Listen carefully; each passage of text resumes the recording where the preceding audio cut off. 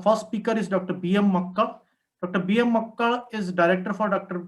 Makkal's Diabetes and Obesity Center, New Delhi, Honorary Secretary RSSTI 2017 to 19, the ex-chairman RSSTI Delhi chapter, member executive board, Diabetes India, Honorary Secretary of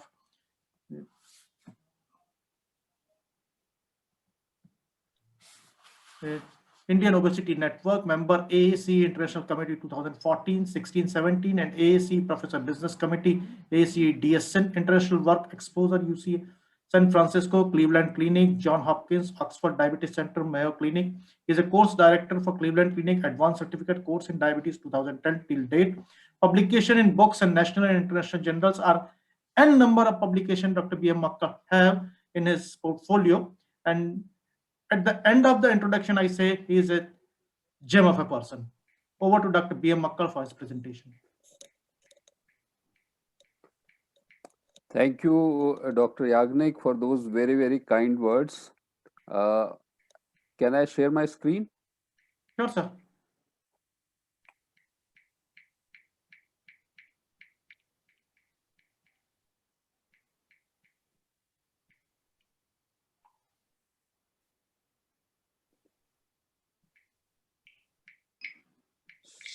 So, is my screen visible now?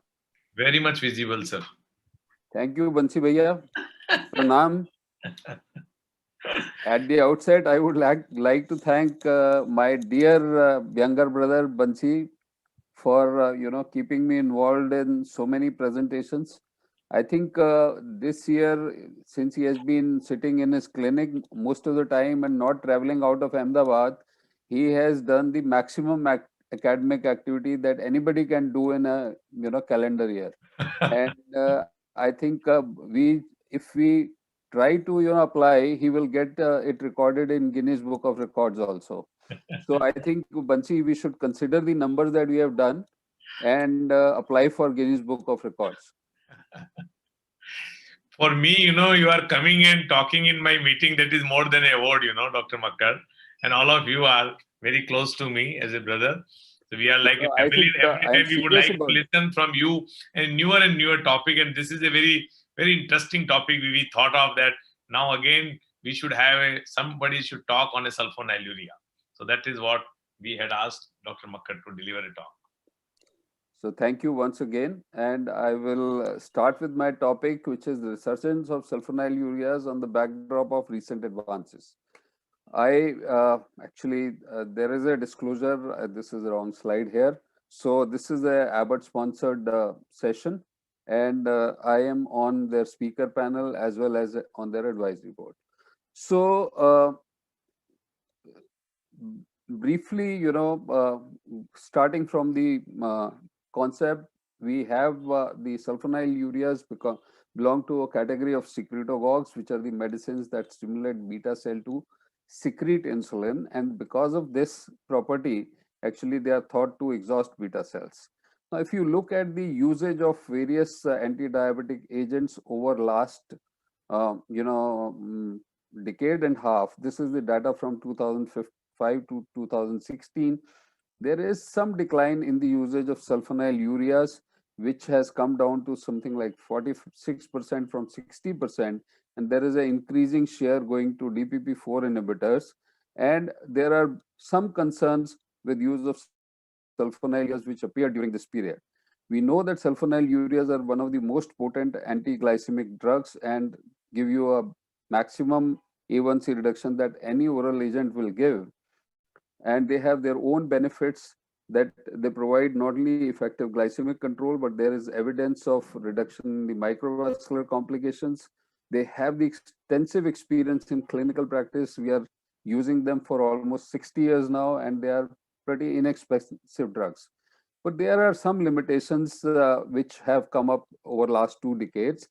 One, there is risk of hypoglycemia, though it is pretty much low with the modern sulfonylureas. Then there are concerns relating to weight gain with sulfonylurea usage. There is, concern about limited glycemic durability of the control and evidence of long-term CV safety. But I think the last 3 are more of myths rather than the real concerns, and I'll show you sufficient data to dispel these myths related to sulfonylureas. So we know type 2 diabetes is characterized by insulin resistance and compromised islet cell function, which leads to a decrease in insulin secretion. And this decrease in insulin secretion is progressive because there is a progressive loss of beta cell function which occurs during the course of disease. So if we are looking at progressive loss of insulin secretion, actually the insulin secretagogue therapy, which is focusing on increasing insulin secretion from beta cell, is a logical part of therapy of type 2 diabetes. And sulfonylureas, we know, have been mainstay of diabetes therapy for almost 6 decades now. So what are the real concerns? One is the improved understanding of pathophysiology over last 2 decades has led to introduction of a number of new oral agents. And because of that, there have been, some concerns that sulfonylureas will lead to progressive decline in beta cell function, possibly have some adverse CV events and adverse cardiovascular risk and adverse risk for mortality. So in this presentation, I will take you through whether they cause beta cell exhaustion and will have poor, long-term control, whether they are, major risk for hypoglycemia, what is their cardioselectivity, what is the mortality risk and cardiovascular outcome data related to sulfonylureas, and what is the risk of weight gain. And finally, I'll take you through the recommendations from various guidelines. So first of all is the beta cell exhaustion concern. Now we know that sulfonylureas act through a specific receptor on beta cell, stimulating the insulin secretion. And because of this mechanism of action, they are, it is thought that they will exhaust the beta cell because they are repeatedly stimulating it, slogging them for increased insulin secretion, and will lead to beta cell exhaustion. Now, question is, do beta cells get exhausted in type 2 diabetes? Answer is yes. But do sulfonylureas accelerate beta cell exhaustion? The answer is no. And we have enough data to support this from UKPDS and ADOPT studies. We know from DCCTA and UKPDS that there is a progressive decline in insulin secretion with passage of time, and this progressive decline leads to progressive worsening of glycemic control irrespective of the therapies used, which was clearly shown in UKPDS study. And because of this, there is a concern about the long-term efficacy of sulfonylureas also.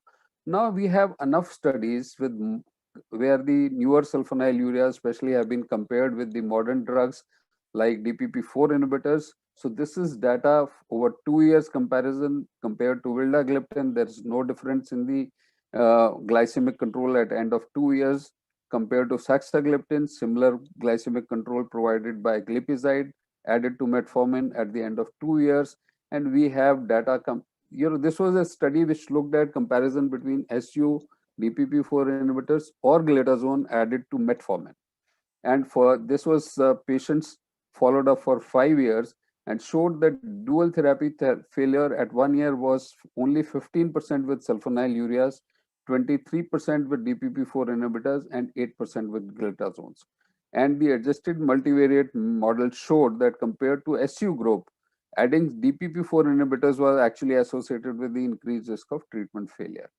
This was another study which looked at treatment intensification of metformin with sulfonylurea, DPP-4 inhibitors, GLP-1 receptor agonists, and insulin, and looked at the mean time to insulin dependence. And the results clearly showed that sulfonylurea usage was associated with the longest time to insulin independence, providing a strong evidence for long-term durable control. Now, not all sulfonylureas are similar, and the modern sulfonylureas score better on these aspects. And this is the retrospective analysis of patients who were on glimepiride, glibenclamide versus gliclazide, followed up for almost 15 years, and showed that gliclazide usage was, associated with a very long duration of durable glycemic control, and led to almost 15 years, durable control before usage of insulin was required. Now we have sufficient 4 years data with, sulfonylureas versus DPP-4 inhibitors and SGLT2 inhibitors. And this is EMPA versus glimepiride added to metformin. At the end of 4 years, there is hardly any difference in A1C reduction. Similar results from for dapagliflozin added to metformin versus glipizide added to metformin. And now we have Carolina data over 6 years period. If you look carefully, there is 0% difference in the weighted average mean of A1C reduction at the end of 6 years of follow-up. So they have pretty good long-term efficacy compared with any of the modern molecules. Now, there is a risk of hypoglycemia associated with sulfonylureas, but the newer or modern sulfonylureas are associated with a smaller risk, much smaller risk of hypoglycemia. This is a study where sulfonylurea usage was compared with sitagliptin, glyclazide versus sitagliptin in patients who were fasting during Ramadan and looked at the incidence of hypos. And this study was sponsored by MSD, which is the manufacturer or the patent holder for sitagliptin. The study showed there was hardly any difference between hypos between sitagliptin versus glyclazide, though glimepiride had slightly higher incidence of hypos, and highest was seen with the glibenclamide. And similar data was shown by one of the studies done by our friend Dr. Arvind from Bangalore. Again, glyclazide showing similar risk of hypoglycemia as sitagliptin. Now, this is the data from Carolina study. And if you see clearly, the risk of severe or moderately severe or any hypoglycemia risk is high with sulfonylureas, which was glimepiride in this study as compared to linagliptin. But if you look at the severe hypoglycemia risk, the total number was only 0.5 per 100 patient years. And the very severe risk or the hospitalization due to hypoglycemia was only 0.2 per 100 patient years with glimepiride usage, though it was higher than linagliptin, but the number was so small that actually, this is a very calculated risk when you're using sulfonylurea. Coming to the cardioselectivity, there has been some issue that there was some experimental data showing that sulfonylureas may be, abolishing the ischemic preconditioning, which is a powerful endogenous mechanism by which heart protects itself from the repeated, lethal insults after repeated ischemic exposures. And the data is now very clear that glimepiride and glyclazide, which are the most commonly used sulfonylureas now, do not abolish mitochondrial protection afforded by the ischemic preconditioning. And if you look at the myocardial infarction data from UKPDS 10 years follow-up, actually, UKPDS initially did not show any macrovascular benefit, though there was a trend, but it was statistically non-significant. But 10 years UKPDS follow-up showed that sulfonylurea insulin arm also had a significant reduction in the risk of myocardial infarction, which was 15% and statistically significant. So there was no increased risk of CV or macrovascular outcomes in patients treated with insulin or sulfonylurea. Now coming to mortality risk and CV outcomes. UKPDS again look at the comparative, endpoints in chlorpropamide, glibenclamide versus insulin, any diabetes-related endpoints or microvascular endpoints. All three therapies had equivalent risk reduction for all major clinical outcomes compared to conventional therapy. No evidence of any deleterious effect on myocardial infarction, sudden death, or diabetes-related deaths. UKPDS follow-up, decrease in death from any cause, even in sulfonylurea arm, as compared to the placebo or the conventional arm. Advanced study was basically a study looked at the long-term usage of glyclazide on the macrovascular outcomes. 91% patients in the intensive arm treated by glyclazide, targeting a A1C to 6.5%. No increase in cardiovascular risk. There was no increase in the major cardiovascular endpoints in advanced trial. Now, always a question whether sulfonylureas have a CV outcome trial. The answer is no, but sulfonylurea or glimepiride, namely, was a part of CV outcome trial done with linagliptin called Carolina trial.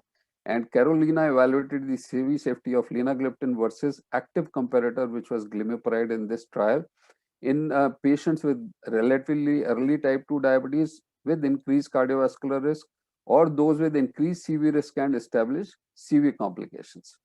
Study involved 6,000 plus patients, randomized 1:1 to linagliptin versus glimepiride, followed up for almost 6 years. The primary outcome was 3-point MACE, secondary outcome was 4-point MACE and other metabolic parameters. Median time in the study was 6.3 years and median treatment exposure was 5.9 years. No, time to first occurrence of 3-point MACE, no difference between linagliptin versus glimepiride. Individual components of MACE, no difference between glimepiride and linagliptin. CV mortality, no difference versus linagliptin, and all-cause mortality, again, no difference versus linagliptin. No difference in individual components of endpoints in linagliptin versus glimepiride. And not only that, if you look at the durability of control, 0% difference in the A1C reduction over a period of 6 years follow-up. Introduction of glucose lowering medications post baseline, very similar whether it was the linagliptin group or the other group or glimepiride group. And change in body weight, which is a concern, only 1.5 kg gain over 6 years follow-up. So it is not a major concern again. Now let us look at the data for weight gain.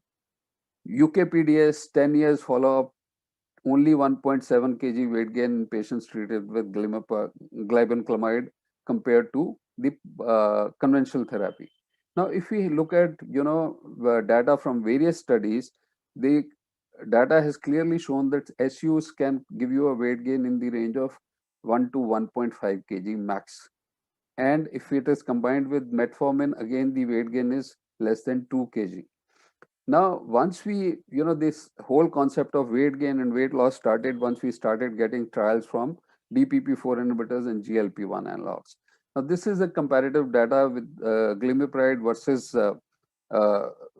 vildagliptin added to metformin, and the study showed that there is, weight neutral or weight neutrality seen with the vildagliptin versus weight gain with glimepiride. Now, what is weight neutrality? 0.8 kg weight loss, and what is weight gain is 1.1 kg weight gain. So I think the perception has to change. When we say the 1 kg weight loss is weight neutral, then 1 kg weight gain is also weight neutral. It is not weight gain. And as I showed you Carolina data just now, there is only 1.5 kg weight gain over 6 years follow-up. Now look at the 4 years follow-up data versus empagliflozin, only about 1 kg weight gain versus dapagliflozin, 0.73 kg weight gain over 4 years follow-up. Advanced study at the end of 5 years did not show any weight gain in patients treated with glyclazide for more than 5 years. So their weight gain is again hardly an issue. So most of these concerns are misfounded, especially when we are looking at glimepiride and glyclazide, except for the hypoglycemia risk, which is a modest risk and can be, taken care by a proper up titration of sulfonylureas in clinical practice. Now, if you look at the guidelines, all guidelines recommend as first line therapy being metformin. And if you look at the ADA guidelines published a week or 10 days back only, clearly says that we need combination therapy because long-term maintenance of glycemic targets, monotherapy is usually not effective and the combination therapy is required. And it recommends again stepwise addition to metformin. Now, there is clear that once the metformin is the first line drug, after that you have to look at the second. When you are looking for the second agent, you have to look at the clinical characteristics and especially the presence or absence of ASCVD and renal failure. And after that, you have to take care of the other factors, including patient preferences also. So if the patient has established ASCVD or risk for ASCVD or heart failure or renal disease, a SGLT2 inhibitor or a GLP-1 receptor agonist with proven efficacy should be added irrespective of the A1C levels. Now, if this is not the consideration, there is little evidence to support one combination over other, and you can choose any of the 6 options which is SU, glitazone, DPP4 inhibitor, SGLT2 inhibitor, insulin, or GLP-1 receptor agonist. And this is the table from the current 2021 ADA recommendation. Clearly says that sulfonylureas have high efficacy, they have neutral CV outcomes, CV effect, they have no adverse effects on heart failure, they have low cost, which is a big advantage in Indian setting. They are oral agents, which is again an advantage.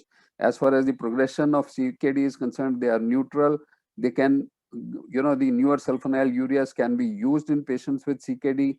The concern about cardiac risk is based on the tolbutamide data. Now imagine tolbutamide is not being used anywhere in the world. Yes, there is concern about hypoglycemia, which is very modest, and weight gain. I think this gain mentioned here needs to be changed and possibly will change in the next guideline. Now we have our own RSSDI ESI recommendations published early this year, and again this recommends a patient-centric approach. Choice of anti-diabetic agents should take into account patient's general health status and associated medical conditions. And for all type 2 diabetes patients, the first line is metformin. After that, the hierarchy of therapy is depicted in the clockwise manner in this circle. And if you see the patients who have financial constraints or severe hyperglycemia, SU remains the first choice, in these patients. And SU are one of the choices in all other category of patients also, except where there is high risk of hypoglycemia. So SUs still, appear as one of the important agents. And now I'll show you very simple comparison between SUs and newer oral agents, which is SGLT2 inhibitors and DPP4. Long-term data, we have maximum long-term experience with sulfonylureas.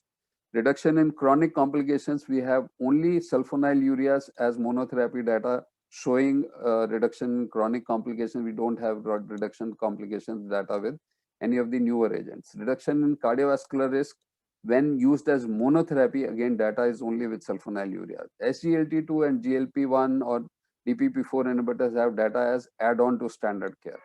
Long-term safety, we have decades of experience using sulfonylureas. Adverse events, except for modest hypoglycemia risk, we hardly see any adverse events with sulfonylureas. Everybody, including general practitioners, use sulfonylureas and very comfortably. And cost is a big advantage, especially in Indian conditions where a patient has to pay out of pocket, and more than 70% of our patients are not very well off. So to sum up my presentation, modern sulfonylureas remain an important option as add-on to metformin for diabetes management. They have high efficacy in lowering glucose. They have long-term safety data. They are safe in cardiac and renal patients. They reduce long-term microvascular and macrovascular complications. They are economical, offer the ease of oral administration, virtually no interaction with other oral agents. The beta cell exhaustion and weight gain are actually theoretical anxieties and should not be considered anymore. And hypoglycemia is actually too much of an effect of drug rather than a side effect.